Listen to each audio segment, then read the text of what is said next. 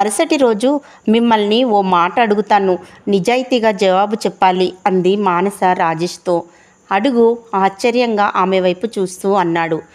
నేను మీకు భార్యగా తగినదానినని మీరు భావిస్తున్నారా? నాకు ఇంతవరకు అటువంటి ఆలోచనే రాలేదు. నాకు వివాహ వ్యవస్థ మీద గౌరవం ఉంది. ఒకసారి పెళ్ళంటూ జరిగాక ఎదుటి మనిషిలోని లోపాలని వెతకకూడదు. రోజు రోజుకు ప్రేమను పెంచుకుంటూ పోవాలి.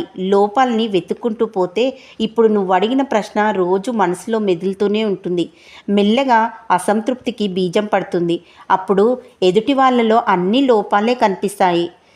చెంపపై చెల్లున కొట్టినట్టు ఫీల్ అయింది మానస. ఆమె మనసు పశ్చాత్తాపంతో నిండిపోయింది.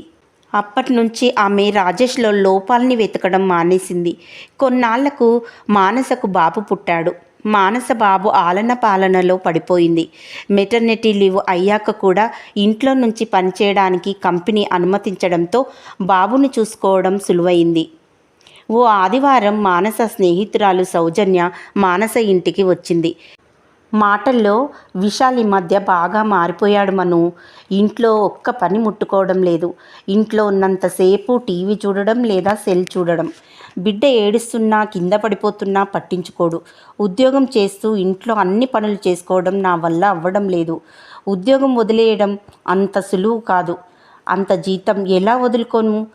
వదిలేస్తే మళ్ళీ ప్రతి అవసరానికి అతన్ని అడుక్కుంటూ ఉండాలి అంటూ భర్త గురించి చెప్పి కళ్ళనీళ్లు పెట్టుకుంది సౌజన్య. స్నేహితురాలి పరిస్థితి చూసి జాలిపడింది మానస. ఆ పరిస్థితి తనకు లేనందుకు సంతోషించింది. సౌజన్యకు ధైర్యం చెప్పి ఓదార్చింది. ఆ రోజు రాత్రి భోజనాలయ్యాక సౌజన్య తన ఇంటికి బయలుదేరుతూ, మను, నువ్వు చాలా అదృష్టవంతురాలివి. రాజేష్ నిన్నెంత బాగా చూసుకుంటున్నాడో ఈ ఒక్క రోజులోనే నాకు అర్థమైంది. ఎన్ని పనులు చేస్తున్నాడు. ముఖ్యంగా చిన్నపిల్లల పనులంటే కొంతమంది మగాళ్ళు విసుక్కుంటారు. రాజేష్ ఓపికగా బాబు పనులన్నీ కూడా చేస్తున్నాడు. నాకు చాలా సంతోషంగా ఉంది అంది. అవునన్నట్టు తలూపింది మానస. బాబుకు 2 ఏళ్ళు దాటాయి. వాణ్ణి ఎంతసేపు ఇంట్లోనే ఉంచుకుంటే వాడికి బయటి ప్రపంచం ఎలా తెలుస్తుంది? మనం ఎక్కడికైనా వెళ్ళొద్దాం అంది మానస రాజేష్తో ఓ రోజు. రాజేష్ వెంటనే ఒప్పుకున్నాడు. అప్పటినుంచి 6 నెలలకొకసారి టూర్లకు వెళ్ళసాగారు. కొన్ని నెలల తర్వాత కొత్త ఇంట్లోకి గృహప్రవేశం చేశారు మానస, రాజేష్లు. నేను 45 ఏళ్ళున్నప్పుడు ఇల్లు కట్టాను. నువ్వు 30 ఏళ్లకే ఇంటి ఓనర్ అయ్యావు.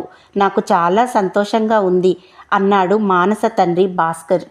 మీకు ఉమ్మడి కుటుంబం బాధ్యతలు ఉండేవి కదా నాన్న. మాకు బాధ్యతలు ఇరువైపులా లేవు. అందుకే